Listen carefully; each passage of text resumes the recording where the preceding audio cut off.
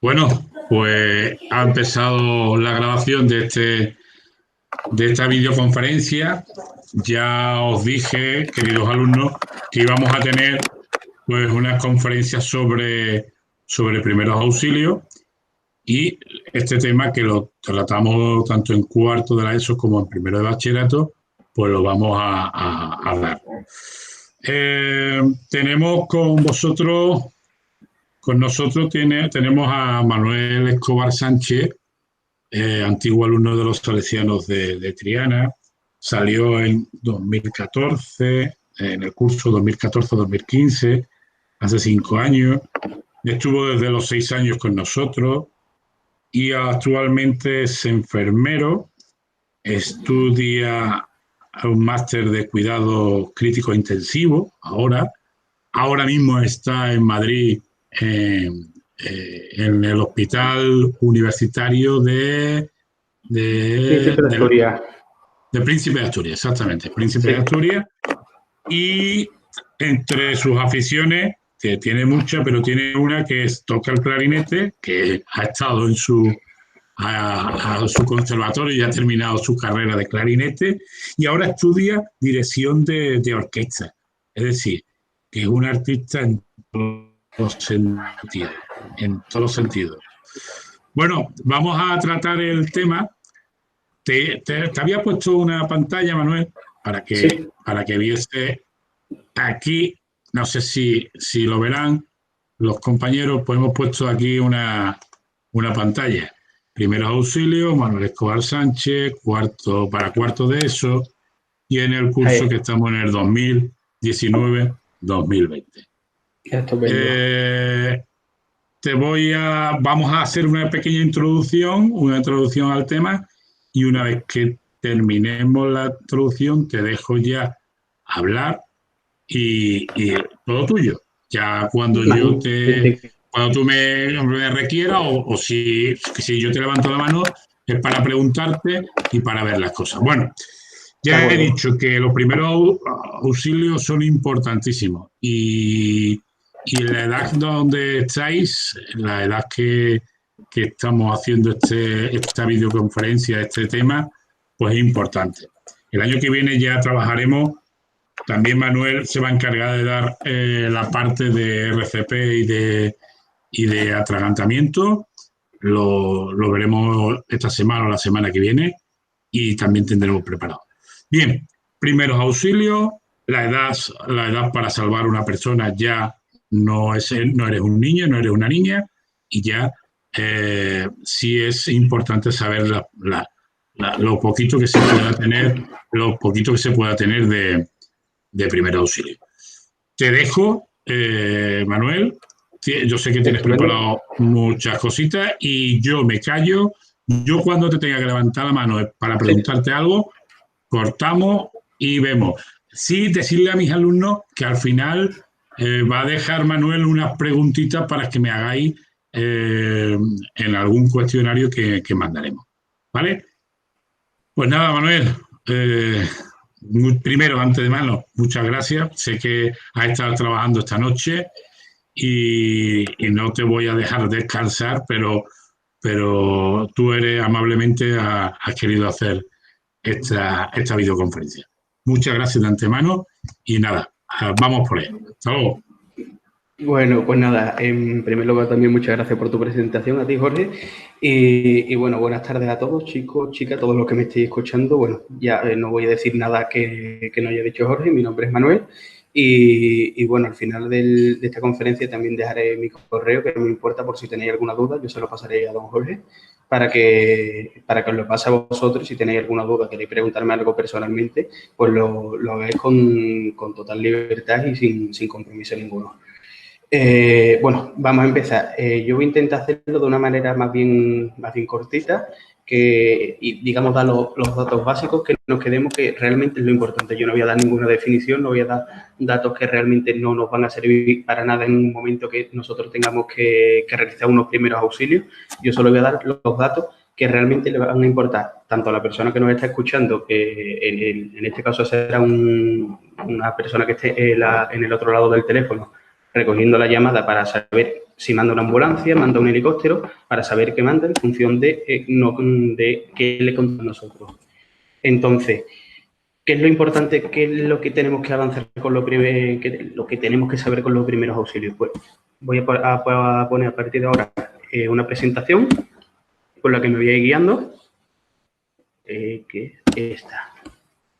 Yo no voy a entrar, como ya he dicho, en definiciones de primeros auxilios, pero yo sí voy a contar para qué sirven los primeros auxilios y qué tenemos que decir en el caso de tener que auxiliar a una persona en la calle o una persona, pero que también tenemos que recordar que también puede ser nuestro padre, nuestra madre, nuestro hermano, nuestro primo, y que tenemos que saber actuar de la manera más rápida posible, porque el primer objetivo y prácticamente el único es saber que vamos a salvar una vida.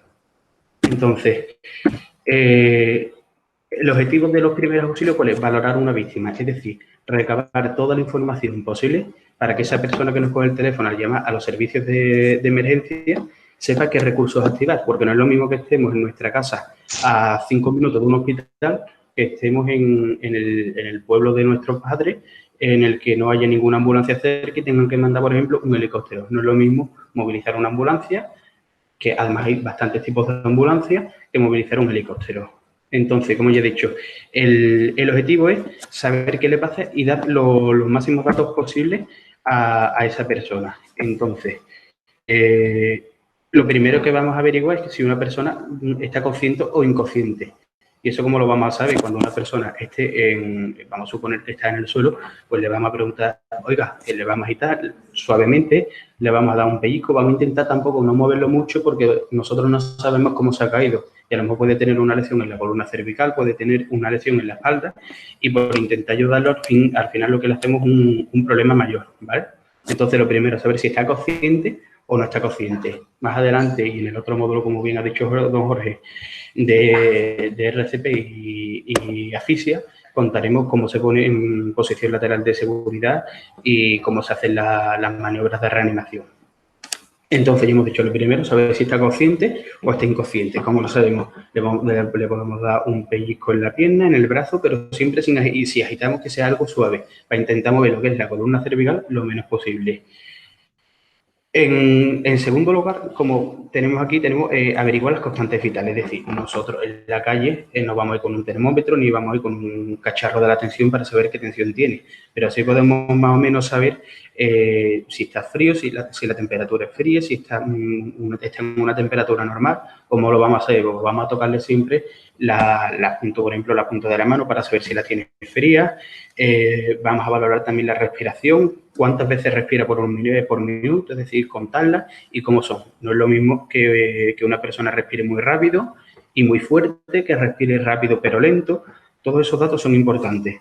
Y lo mismo con el pulso, con la frecuencia cardíaca, es decir, en la medida de lo posible vamos a contarlo. ¿Cómo? Pues vamos a intentar poner la mano en el pecho o buscar la carótida, que es una de las arterias que pasa por el cuello.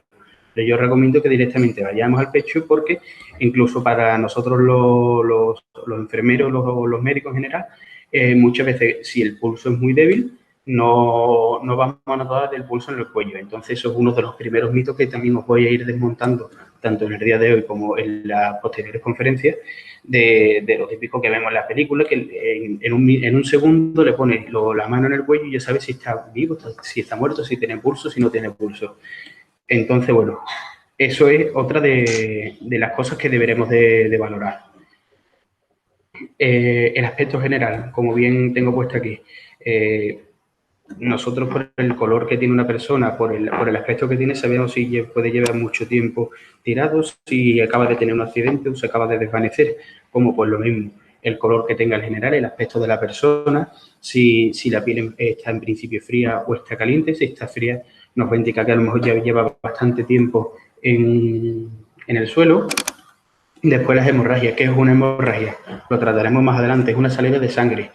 Dependiendo de dónde sea, puede ser arterial o venosa. Eso ahora más adelante lo veremos. Pero tenemos que saber qué es una hemorragia y más o menos de dónde puede venir. Y después, bueno, las fracturas o deformidades, que eso se ve a simple vista y que ya realmente nosotros en unos primeros auxilios poco podemos hacer. Y después, otra de las últimas cosas que hay que valorar es la postura, es decir, cómo está, si está agitado, si está inmóvil, está muy rígido. Si está muy rígido, probablemente puede que haya tenido un ataque epiléptico. Si está encogida, a lo mejor nos puede sugerir que se le ha caído algo encima e ha intentado taparse. Si está agitado es porque a lo mejor tiene otra enfermedad de base o por lo que se está asustado, intenta, digamos, llamar la atención, ¿vale? Entonces, bueno, esto es, de manera general, qué es lo que debemos de observar para la persona que esté en el teléfono recogiendo nuestras llamadas de alerta para que vengan los servicios médicos, es lo que le tenemos que contar. Entonces, el tema de asfixia y parada cardíaca me lo voy a pasar porque ya lo trataremos en otro momento. Aquí, bueno, este punto, las hemorragias. Ya, como bien he comentado antes, las hemorragias es la salida de sangre al exterior. Entonces, es importante reconocer qué tipo de hemorragia es. Si es arterial, es decir, la sangre que va del corazón al resto del cuerpo.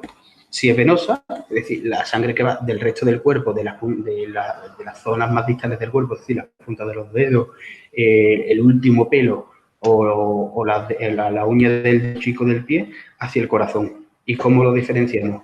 No sé si se verá bien aquí que el aspecto que tiene, pero bueno. La sangre arterial, digamos, va a salir a borbotones, como si fuera una fuente.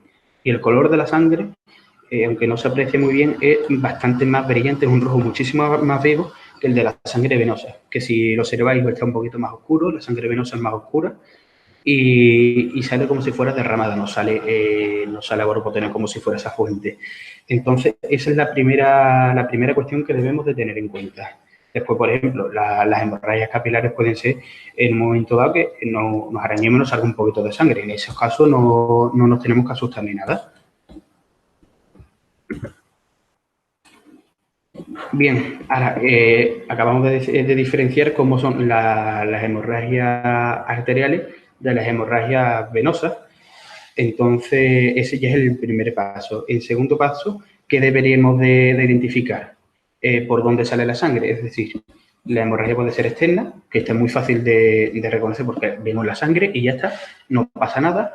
Puede ser exteriorizada, es decir, la sangre sale por un orificio natural del cuerpo.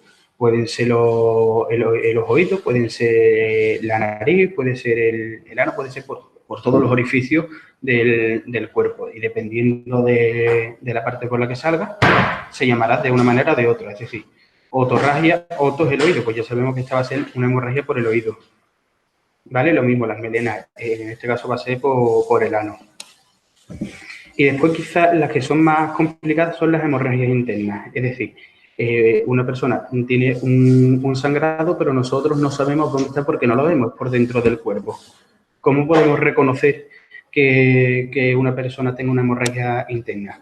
Pues va a tener un pulso muy rápido y débil, la frecuencia cardíaca va a ser muy alta, la respiración va a estar muy agitada, como podemos ver aquí. Es decir, la persona la vamos a notar muy nerviosa porque sabe que le está costando que el oxígeno que sale del corazón hacia las partes del cuerpo no llega a todo el cuerpo o no retorna al corazón de la manera en la que debiera y se pone nervioso.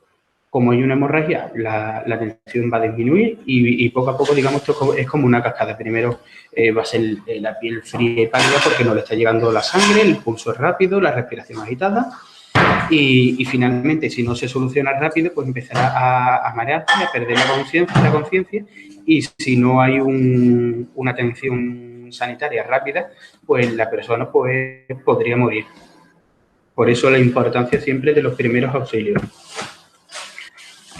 Pues esto no se ve bien, a ver si en este otro PowerPoint lo podemos ver mejor. ¿Se ve el otro PowerPoint, Jorge? No, ahora mismo no. Se ve la del tratamiento de hemorragias externas.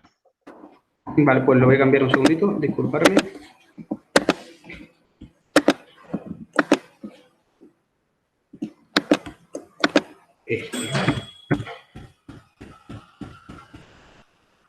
Aquí.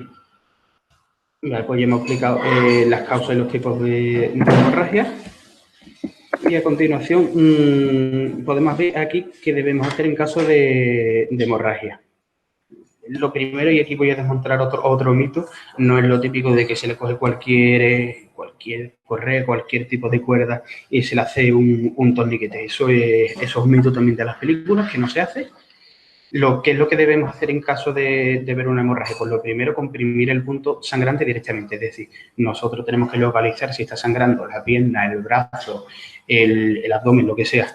Y en el momento que tengamos localizada dónde está la hemorragia, lo primero que tenemos que hacer es comprimir ese punto sangrante, pero de manera constante. Es decir, una vez que nosotros apretamos el punto sangrante, nosotros no podemos dejar apretar para ver si ha dejado de sangrar, porque estamos suponiendo ya que ya hemos avisado a los servicios médicos o nosotros o otra persona o cualquier testigo que pase por la calle y la ayuda médica ya viene en camino. Entonces, en el momento que empezamos a comprimir un punto sangrante, en ningún tipo de caso podemos dejar de realizar esa compresión, porque recordamos que estamos salvando una vida.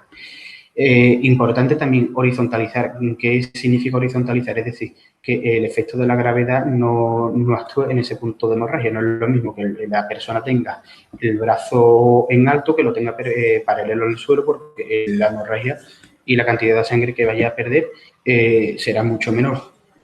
El punto 3 y el punto 4 están aquí, pero vamos a suponer que estamos con más personas y que otras personas se están haciendo cargo de alertar a los servicios médicos y de vigilar por dónde vienen o no vienen. En cualquiera de los casos, alertar y vigilar debe ser el primero de los puntos, porque nosotros, apretando en ese punto sangrante, no vamos a salvarle la vida. Le va a salvar la vida el que vengan unos médicos o unos enfermeros y que lo lleven a un centro hospitalario y que le realicen todas las técnicas que sean oportunas.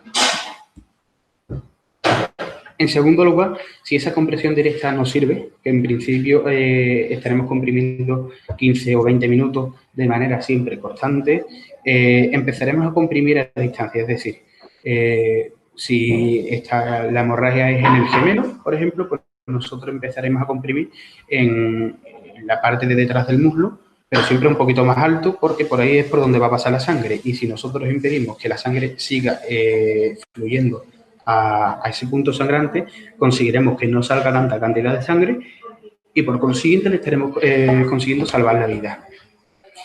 Si vemos que ni la compresión directa sirve, ni la compresión a distancia sirve, ya por fin sí haremos el torniquete, que es lo típico de las películas, que es lo que en primer lugar hace todo el mundo. ¿Qué es importante saber del torniquete? Y aquí hago mucho hincapié porque esto es una pregunta muy importante y para los que hemos estudiado o estamos estudiando enfermería, medicina, nos lo preguntan prácticamente en todos los exámenes. El torniquete, una vez que se apriete, ya no se vuelve a aflojar. Y es muy importante apuntar la hora en la que se pone. ¿Por qué? Porque si nosotros hacemos un torniquete, estamos evitando que la sangre vaya digamos, que siga saliendo y estamos evitando la hemorragia. Pero ¿cuál es, digamos,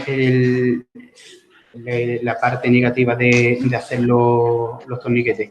Que la parte que no le está llegando a la sangre, poco a poco los tejidos van a ir muriendo, se van a ir necrosando los tejidos, es decir, las células se van muriendo y si los médicos no saben con certeza a qué hora se ha puesto, ese miembro, pues puede morir, evidentemente, y si muere el tejido, lo que significa es que probablemente le tengan que amputar un brazo, un dedo, una pierna o la parte del cuerpo que sea.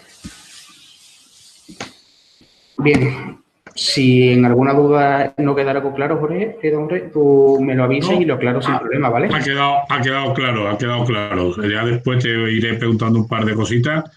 Pero bueno, hemos empezado por la hemorragia y bastante bien. Venga, seguimos. Eso, vale. Pues aquí podemos ver también en principio cómo se debe de hacer un torniquete, que al fin y al cabo lo que tenemos que conseguir es apretar para que la cantidad de sangre que se pierda sea la mínima posible. Y si observamos, si el corte está, que lo señale bien, ahí, nosotros vamos a apretar evidentemente por encima. No por abajo, porque si no, no vamos a reducir la cantidad de sangre que sale. Perdón. Bien, pues esto es lo que nosotros tendríamos que hacer en un caso general de hemorragia. Importante, este es un caso frecuente que nos solemos encontrar pues, en el patio del colegio, en casa o por la calle. ¿Qué debemos hacer cuando sangramos por la nariz? Muchas personas podemos verlo en la calle si hemos visto el caso, que lo que hacen es ponerle a la persona la cabeza para detrás. Eso nunca lo vamos a hacer. ¿Por qué? Porque si ponemos la cabeza para atrás, la persona que esté sangrando por la nariz, que el nombre técnico es la epistaxis, pues se puede tragar su propia sangre y se puede atragantar con su propia sangre. Por eso nunca vamos a poner la cabeza por detrás, la cabeza mirando hacia atrás, perdón. Entonces, ¿qué es lo que tenemos que hacer en caso de un sangrado por la nariz? Pues inclinar la cabeza para adelante para que por efecto de la gravedad la sangre vaya saliendo y comprimir durante 10 minutos, un cuartito de hora aproximadamente. En principio generalmente los sangrados por la nariz van a ser por golpe, muchas veces por la calor, porque nos tocamos demasiado y van a cesar en 10, 15, 20 minutos. En el caso de que no ceda 30 minutos de sangrado, tendremos que ir al hospital porque un problema más grave que un simple golpe o el calor que haya a lo mejor roto alguna pequeña venita de algún pequeño capilar de la nariz, ¿vale? Importante, no utilizaremos algodón para taponar la nariz porque el algodón se queda pegado y nos puede producir también una obstrucción y al intentar quitarlo lo podemos aspirar. Por lo tanto, nunca utilizaremos el algodón para taponar la nariz. Bien, pues estos son los casos más generales. El resto ya son la hemorragia por el oído. En caso de que tengamos una hemorragia por el oído o por la boca, directamente llamaremos a los servicios médicos porque probablemente sea un problema más grave, del que nos imaginemos y necesitemos atención médica. Pues con la hemorragia, en principio, creo que hemos acabado, ¿vale? Es lo que tenía que contar de manera general. Y si te parece bien, vamos a pasar a las heridas. Muy bien, perfecto. Sí, vale, quería hacerte, estoy aquí tomando nota de lo que estás diciendo y sí, directamente has pasado a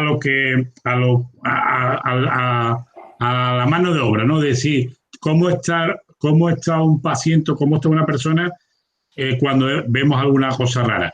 Pero sí me gustaría que le dijese a mis alumnos qué es los primeros auxilios. ¿Qué es la palabra primeros auxilios?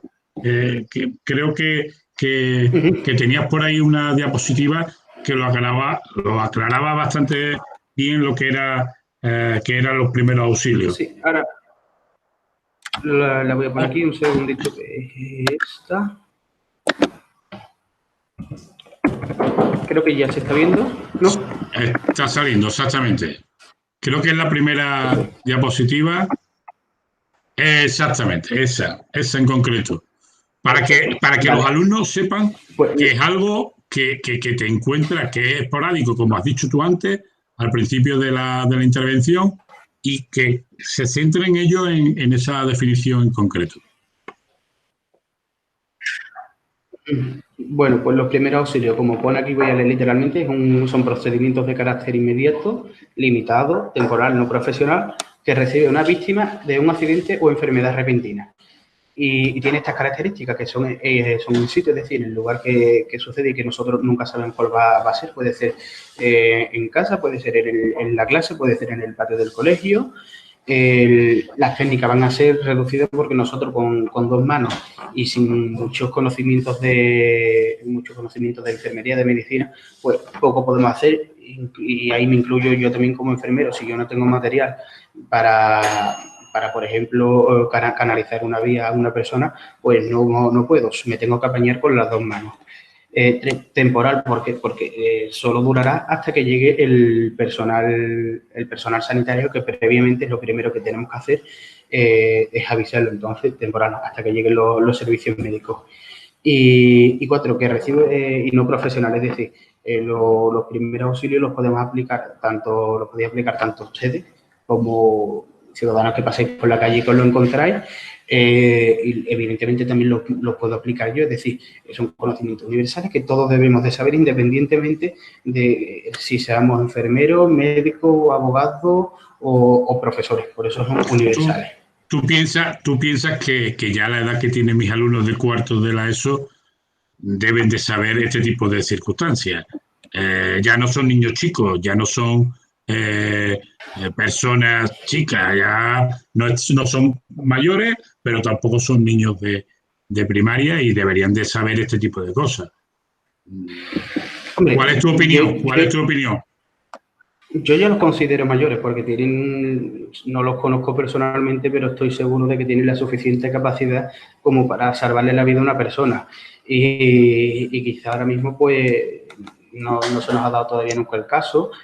A mí, afortunadamente, solo he tenido que realizar los primeros auxilios una vez y fue precisamente hace poco, viniendo para Madrid, en una persona que había tenido un accidente con el coche. Es decir, nosotros no sabemos dónde nos vamos a encontrar a una víctima que necesite unos primeros auxilios, pero como ya he dicho al principio, el objetivo es salvar una vida. Y es salvar una vida de un desconocido, salvarle la vida a lo mejor de nuestro. Entonces, por eso es importante, porque podemos salvar vidas independientemente de quién sea. Pero con más razón, si es un familiar nuestro, porque nunca sabemos qué puede pasar. Muy bien. Pues nada, seguimos adelante y vamos con las heridas, ¿no? Sí, por ejemplo, el orden de los factores no altera el producto. Vamos a pasar aquí a la herida. Pues, ¿por dónde están? Por aquí. Me he equivocado.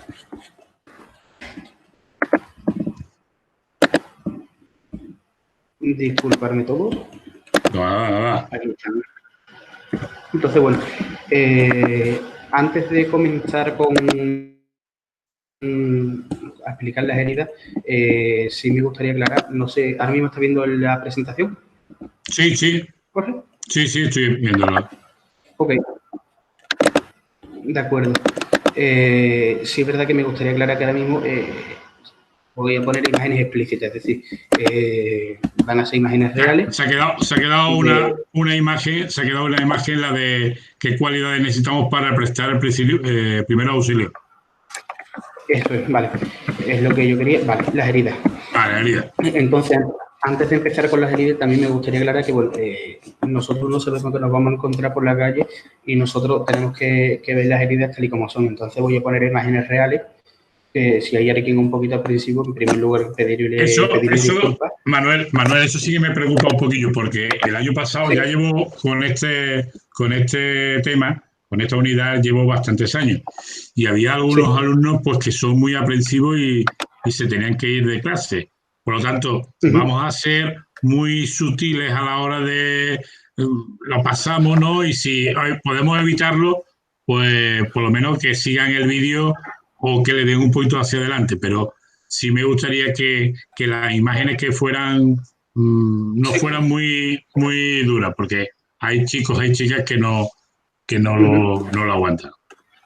Vale, de acuerdo, pues intentaré en la medida de lo posible porque evidentemente no es lo mismo ver una imagen como la que podemos estar viendo aquí que lo que es una imagen real. Esto es un dibujo de más o menos que nos vamos a encontrar, pero cuando nos encontremos por la calle no va a ser un dibujo. Entonces, bueno, evidentemente voy a tratar de evitarla, pero que también somos conscientes de que en la calle no nos vamos a encontrar dibujos ni nos vamos a encontrar cositas. Si a una persona se le ha caído un hacha encima, por ejemplo, no vamos a tener dibujo, vamos a tener una persona que se le haya caído un hacha, por ejemplo, en una mano.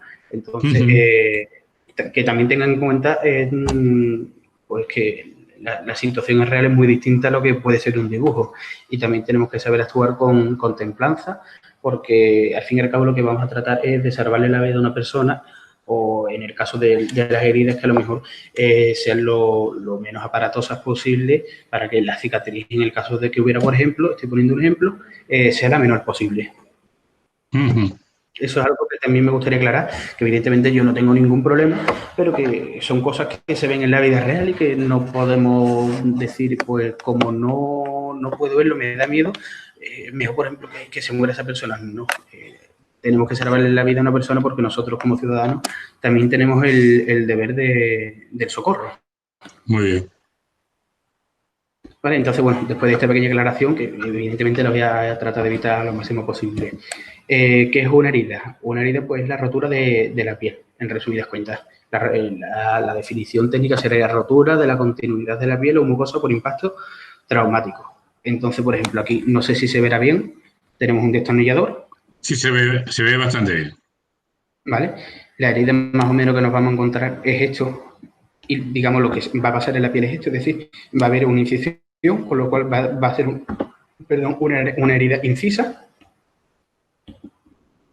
En este caso puede ser una herida por un corte de cuchillo, con lo cual va a haber dos bordes de la piel que van a estar enfrentados, que a diferencia de aquí no los tenemos. Va a haber un hueco, pero no, digamos, una separación de la piel. Sí. ¿Vale? Entonces, este es otro tipo de heridas, las típicas de arma blanca. Las típicas, por ejemplo, que puede ser con un martillo porque algo se nos caiga encima, pueden ser las inciso contusas. Es decir, se nos cae un martillo en el pie y aparte del moratón también rompe la piel. Pero a diferencia de la herida que nos puede hacer un cuchillo, aquí los bordes son limpios y hay dos bordes enfrentados. Y aquí hay dos bordes enfrentados, pero realmente el tejido es bastante irregular. Con lo cual, digamos, podría quedarse un hueco. Sí, sí, sí. Y después, por último, pues las heridas abrasantes, raspantes, aquí tenemos puesto un rallador de queso, pero por ejemplo, si nos caemos de la bicicleta, nos caemos de una moto, la herida va a ser la misma. Entonces, a ver si tengo por aquí una herida abrasiva, ¿vale? Voy a poner una imagen, pero bueno, esto no es nada que impresione, verá que esto lo hemos visto todo el mundo. ¿Vale? Lo tenemos aquí. Aquí tenemos una herida abrasiva. Se está abriendo. ¿Vale? Sí.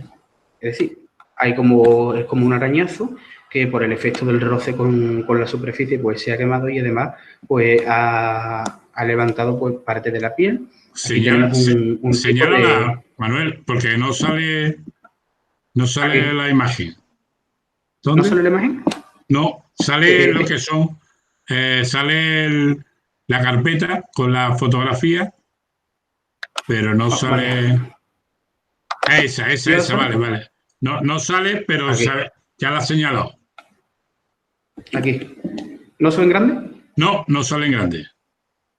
No te preocupes, se ve bastante bien. De acuerdo. Bien, pues ahora me veis a mí. Bueno, pues ya más o menos sabéis distinguir cuáles son a grandes rasgos, cuáles son los tipos de heridas que existen. También hay un tipo de herida o unos tipos de heridas que los podemos considerar especiales, que no, digamos, no encuadran en ninguno de los tipos de las heridas que acabo de explicar, que son como, por ejemplo, podrían ser las mordeduras de perro. Es decir, cuando nos muerde un perro están los dientes clavados, puede haber desgarro, pero realmente no entran en un tipo de herida porque realmente es un poquito de todo, con lo cual lo consideramos heridas especiales, ¿vale? Oye, Manuel, ¿y cuál es? Yo estaba viendo por aquí lo que hemos estado viendo estos días. Las heridas, su actuación, ¿no? Dice que son simples y complejas. ¿Eso cómo lo podemos saber? Realmente, heridas simples y complejas. Yo no hay ninguna pequeñita que sea realmente siempre. La piel está rota y ya sabemos todos que la piel es la primera línea de defensa. Entonces, si esa primera línea de defensa está rota, cualquier microorganismo, cualquier virus, cualquier bacteria puede entrar por ahí. Y da igual que sea grande, que sea a lo mejor un granito de la cara. Ya digamos, la piel está rota, con lo cual puede entrar por ahí. Si es verdad que no es lo mismo un granito de la cara que tengamos ahí un poquito de piel rota que una mordedura de perro o que nos clavemos accidentalmente un cuchillo. Pero realmente no hay heridas simples y heridas complejas. Yo las consideraría todas complejas. Y Manuel, después viene y dice los criterios de gravedad. Te estoy un poquito para ir avanzando. Dice que los criterios de gravedad podían ser extensa, profunda, cuerpo extraño, contusa. Algo has hablado antes. ¿Podrías tú explicar esa diapositiva? ¿Me escuchas? Sí, claro. Sí, te escucho perfectamente. Sí. Pues espero no haberte modificado la idea tuya. Espero no. No te preocupes, yo me adapto a la situación. Entonces, aquí voy otra vez a mostrar la presentación. Esta. Evidentemente se ve ya bien, ¿no? Sí, sí, perfecto. Vale. Evidentemente no va a ser lo mismo nunca, como ha comentado, pues un corte que nos demos, pues cortando un poquito de carne, que se nos vaya el cuchillo y nos hagamos un pequeño corte que no tiene importancia, que sea un poquito profundo, un arañazo porque nos hayamos caído, a las heridas complejas que ya sí requieren personal, por ejemplo, vamos a suponer que las quemaduras, hablaremos un poquito más tarde, también son heridas. Entonces, en el caso de que sea una quemadura muy profunda, sí la consideraremos herida compleja porque necesita un tratamiento sanitario. Es decir, Vale. para diferenciarlas, simples son aquellas que realmente nosotros no necesitamos ir a un centro médico, y las complejas las que sí necesitamos ir a un centro médico para que nos atiendan. Y ahí viene después una diapositiva detrás, que es la que te estaba diciendo, ¿no? Extensa, Sí. profunda, dudosa. Por ejemplo, la de cobertura antitetánica, que siempre me la preguntan los alumnos, ¿no? Sí. Sería la que puede explicar un poquito. A ver. Claro, sin cobertura antitetánica. Ahí está un poquito puesto ambiguo, pero ¿qué significa? Voy a dejar de compartir porque aquí se me ve, ¿no? Sí. La de sin cobertura antitetánica, es decir, nosotros cuando tenemos una herida, nosotros realmente no sabemos el cuerpo, si es una herida contusa, pues con un borde, como si es una herida incisa con el cuchillo. Nosotros realmente no sabemos el material con el que nos hemos producido esa herida, si está contaminado, si nos hemos arañado, por ejemplo, con un hierro oxidado. Entonces, siempre ante la duda, como no sabemos si está contaminado ese cuerpo o no, acudir al centro médico, porque puede que necesitemos que nos pongan esa vacuna contra el tétano. Oye, Manuel. El ejemplo más... Sigue. Sí, Iba a preguntarte sí, ahora te pregunto una cosa. sí, termino. Vale, termina. El ejemplo más común es, por ejemplo, cuando nos cortamos con un hierro que está oxidado. Vamos a suponer que que tiene, digamos, estamos suponiendo que tiene muchos microorganismos, que tiene muchas bacterias, y en caso de duda debemos acudir al centro médico y explicar cómo nos hemos hecho esa herida y describir con qué, para que ya los médicos valoren si es necesaria poner la vacuna antitetánica o no, para prevenir eso, el tétano, que es una enfermedad que, aunque está prácticamente erradicada, hace poco hubo un caso en Estados Unidos, y la verdad que es bastante escalofriante el cómo puede afectar el tétanos a una persona. Lo mismo. Oye, ¿y la actuación en una herida simple? ¿Cómo lo podemos...? Esto que tenemos una caída, nos hemos caído, hemos estado jugando Sí. al fútbol, hemos estado jugando en el patio, hemos llegado a casa.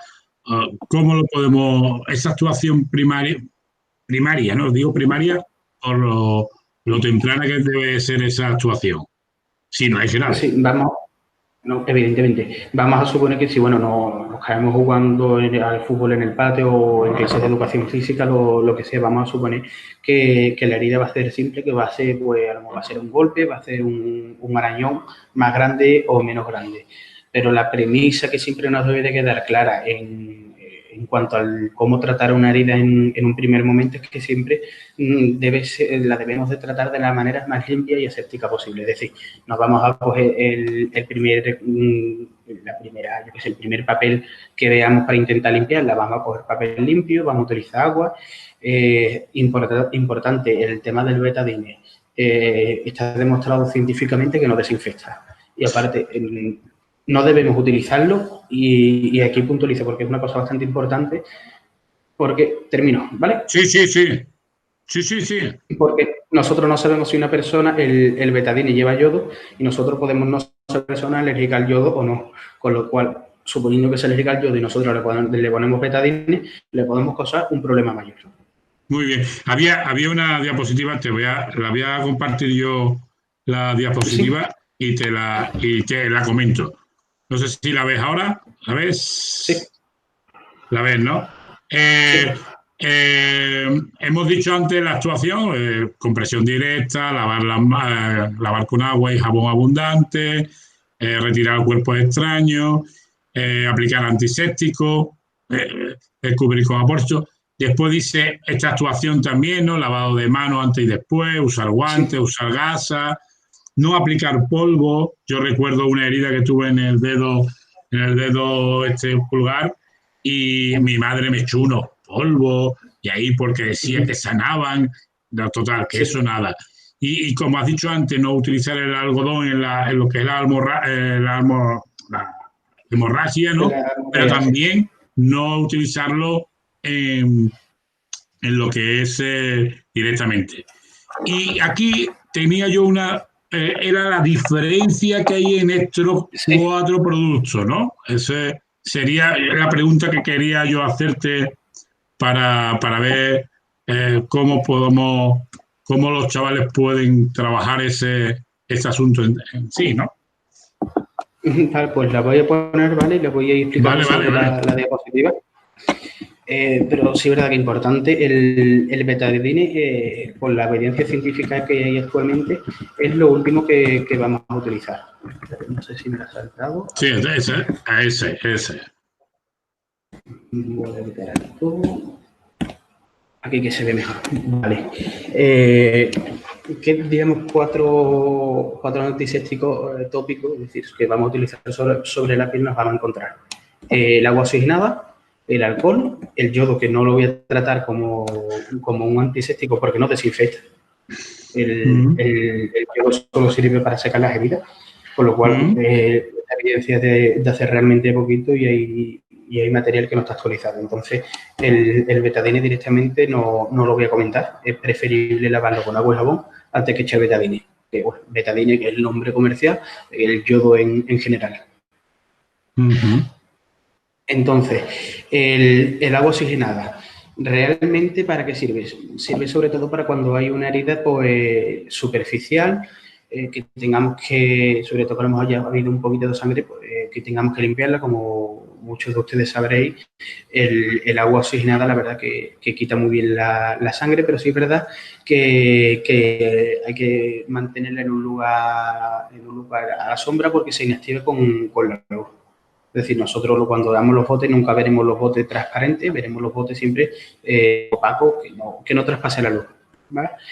Y bueno, como desinfectante, como antiséptico en un primer momento, personalmente me gusta mucho porque es bastante eficaz. Porque aquí, como veis bien, aquí inicio de actividad a los 0 segundos. Tal como lo eches, empieza a desinfectar o a prevenir que haya una infección en esa herida. Muy bien. ¿Vale?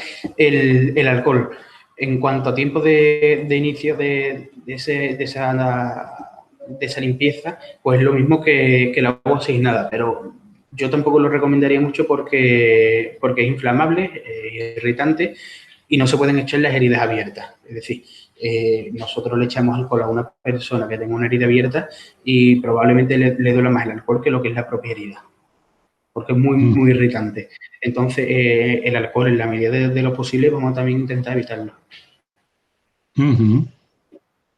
Ahora viene el yodo, que bueno, ya lo he comentado.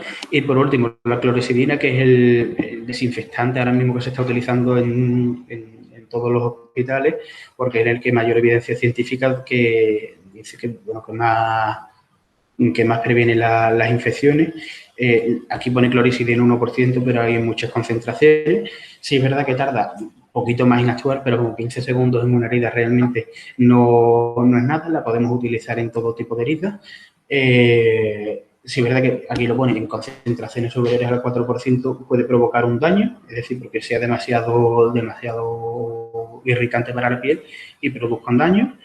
Y es importante, la clorexidina es irritante tanto para ojos como oídos y todo lo que sea mucosa. Para eso hay otro tipo de clorexidina que están hechas específicamente para ello, que tienen otro tipo de nombre.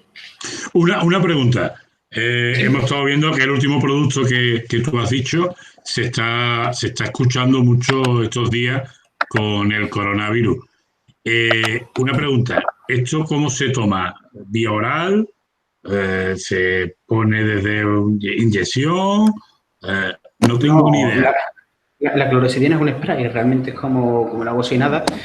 Puede venir en spray, puede venir para, digamos, para echarle a chorro, pero no es ni una pastilla, no es ninguna inyección, es un spray literalmente que nosotros aplicaremos sobre la herida en cuestión. Pero Es se tan estaba sencillo. utilizando, pero se estaba utilizando para estos días, ¿no? Para lo que es el coronavirus, o me he equivocado yo de, de- Lo que se está utilizando es digamos, el hidroalcohol, es decir, es una mezcla, exactamente las proporciones ahora mismo no sabría decirlas, pero es una proporción de alcohol y agua para el lavado de manos, pero eso se utiliza sobre todo para piel sana, es decir, no hay ninguna herida porque es Vale, vale, bastante vale. irritante. El alcohol Vale, solo vale. para piel sana. Vale, perfecto, perfecto. Oye, y otra cuestión. Ya terminamos las heridas y Sí, hacemos casi un breve repaso. Dice, las heridas graves, actuación de las heridas graves. ¿Cómo tenemos que actuar cuando una herida es grave? bien, cuando consideramos que una herida es grave, probablemente va a haber una hemorragia. Entonces, eso es lo primero que tendremos que hacer, intentar en la medida de lo posible controlar la hemorragia para que la persona pierda la menos cantidad posible de sangre, porque realmente esa cantidad de sangre en el cuerpo es poca.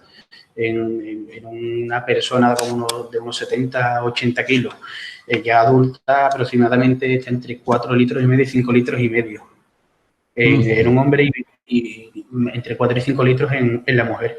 Entonces, lo primero siempre es controlar la hemorragia y aquí voy a hacer mucho hincapié y si queréis os voy a proponer un experimento para que lo hagáis en casa.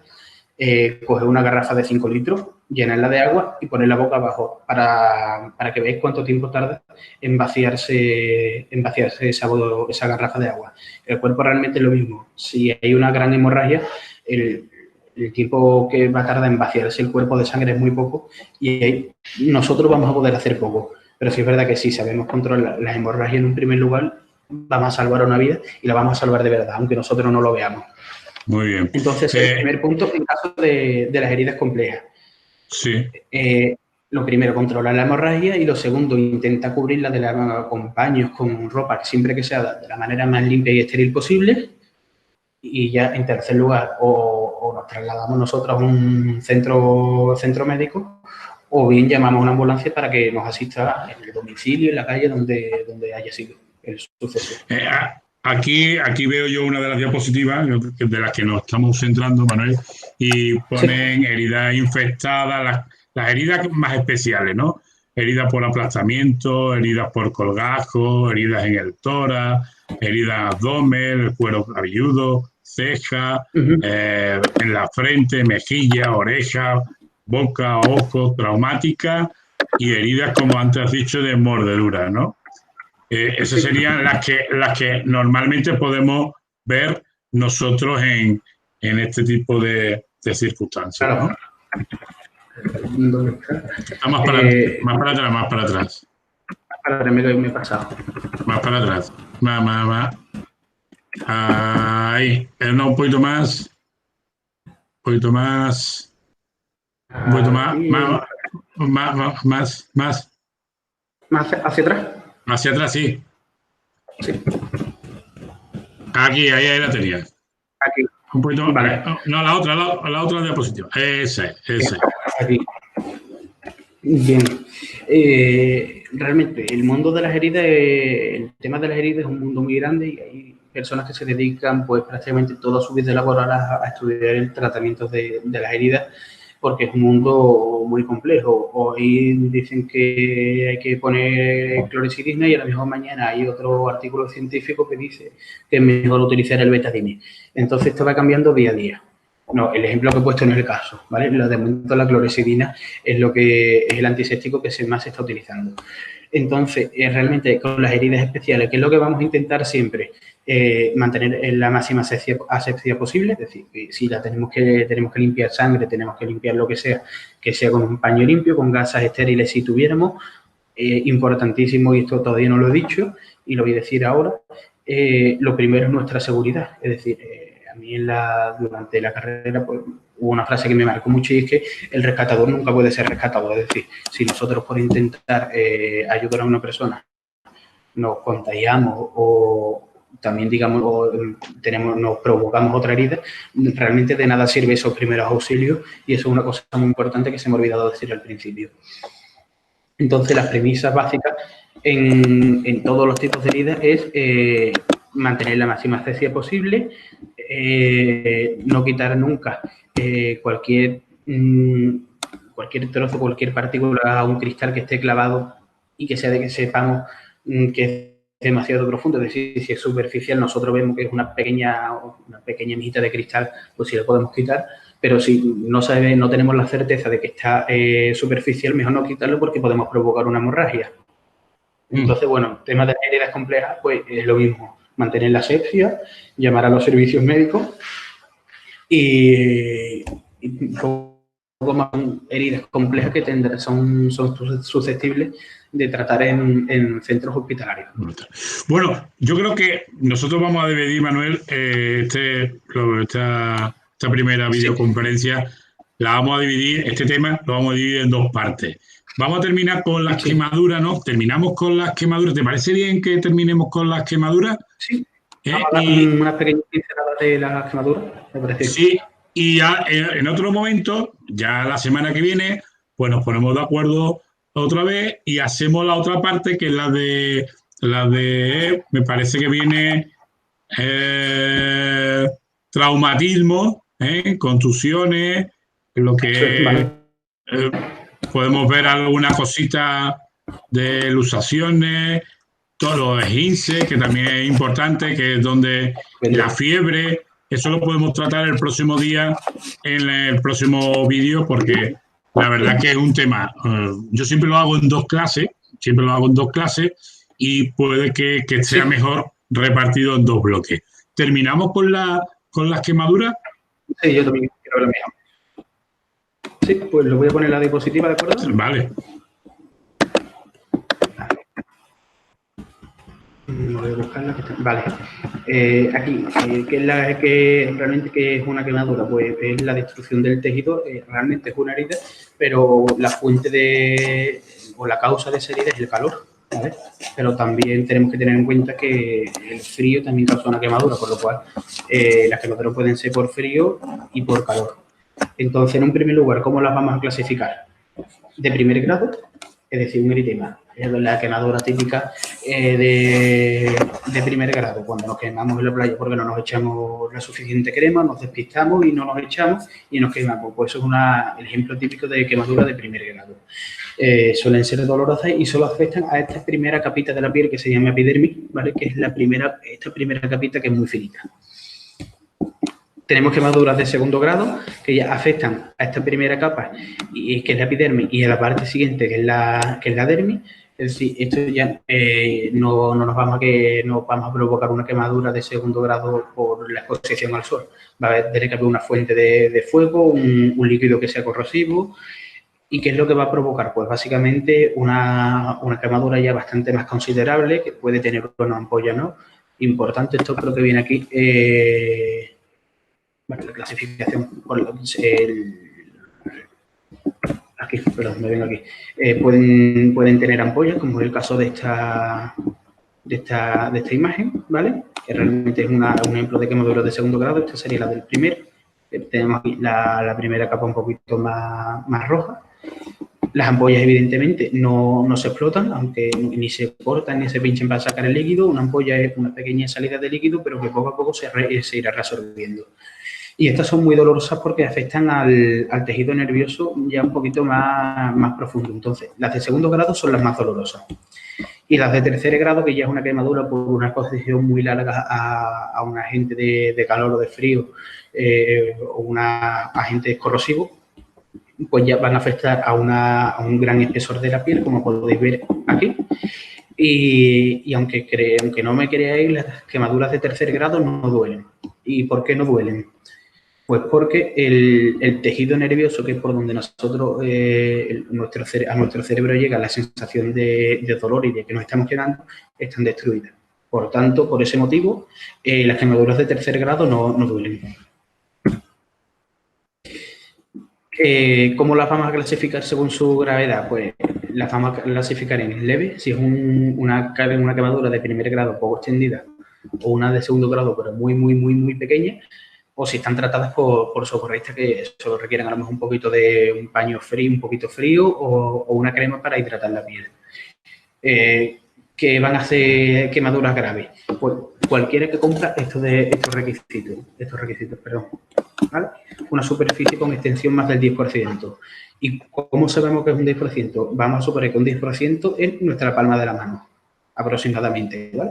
Pues si la quemadura es más de una palma de nuestra mano, las vamos a considerar graves. Siempre que esté en una zona de flexura, como pueden ser los codos, las rodillas, en orificios naturales, cara y cuello. Y las extremidades también, porque son zonas de apoyo que movemos mucho, por lo cual, porque va a ser una herida de gravedad, puesto que van a tardar bastante más en curar y en cicatrizar. Quemaduras, dime. Y Manuel, ¿cómo se tratan? ¿Qué hay que hacer? ¿Qué debemos de hacer? ¿Qué debemos no hacer? Porque en este caso hay cosas que hacemos que no se deberían de hacer. ¿Cómo cómo lo podríamos, ahí lo tenemos, a ver cómo no se lo explica tú a los compañeros, a los alumnos? Eso es. Realmente, esto es todo lo que no debemos hacer, pero si yo tuviera que elegir una que fuera la más importante, no sumergir en agua helada. Es decir, si nos hemos quedado, tenemos que echarnos primero agua tibia, incluso agua caliente, para que el cambio de temperatura sea progresivo. Porque si vamos a suponernos quemamos la mano y la ponemos en agua congelada, nos puede causar un shock, que eso es un problema muy grave y que si no se trata en poco tiempo, podemos terminar con el fallecimiento. Con lo cual, eso es lo primero que debemos de tener en cuenta. Evidentemente, estos son ya nociones básicas que roza ya pues la lógica, pero que siempre viene bien recordarlo. No tocar la piel muerta, no toserle ni intentar soplarle porque podemos provocar una infección. Y esta es otra de las importantes, y ya voy acabando esta parte, no retirar la ropa que está pegada a la piel, porque nos podemos traer en la piel y provocar una herida aún mayor. Muy bien, muy bien. Había una diapositiva más por ahí, bueno, que serían las actuaciones, tanto las leves como las graves, pues prácticamente son casi las mismas. Hombre, las graves son graves y al ser graves necesita otra circunstancia, ¿no? Claro, realmente vamos a intentar tratar siempre de las heridas, las vamos a tratar todas iguales, ya sean quemaduras, sean heridas por incisas, que nos hayamos caído y nos hayamos dado un golpe. Vamos a intentar siempre mantener las máximas condiciones de esterilidad posibles, es decir, que estén siempre limpias, pero no cubrirlas nunca con paño sucio, siempre mantener la máxima esterilidad posible. Y si la herida es grave o consideramos que es grave, o bien llamar al equipo sanitario que venga en ambulancia o trasladarnos a un centro médico. Bueno, pues Manuel, yo creo que hasta aquí en la primera parte a mí me ha encantado tu explicación, la verdad, muy didáctica, muy bien, como siempre, como alumno era brillante, como enfermero y como profesor vas a ser también muy brillante. Entonces, Pues muchas gracias. si te viene bien que lo hagamos así, porque si no cansaríamos a los alumnos, ya te digo, yo hago esta sesión la hago siempre en dos partes, en dos sesiones. Una semana la utilizo para eso, para ver los primeros auxilios, y nos quedarían las contusiones, los esguinces, los traumatismos, todo inclusive si podemos meter algo de RCP, que ya podríamos, la que vamos a plantear para la gente de bachillerato, pues la vamos a ver con vídeo, comentando, viendo alguna cosita en concreto que podamos hacer.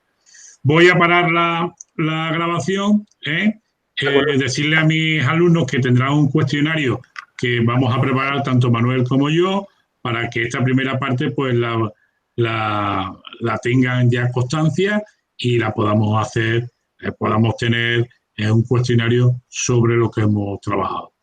Insisto, hemos trabajado las hemorragias, hemos trabajado las quemaduras y también hemos trabajado la otra parte, era la hemorragia y las heridas. Bueno, paramos aquí, voy a parar, vamos a ver Manuel y yo las preguntas que podemos haceros. Y nada, muchísimas gracias, Manuel. Nos vemos en el capítulo 2 de, A ti siempre. y lo hacemos en 2 partes para que los alumnos tampoco se cansen de un vídeo tan grande. Sí, estupendo. Venga, pues voy paro aquí y muchas gracias. Pues nada, a ti y a ustedes.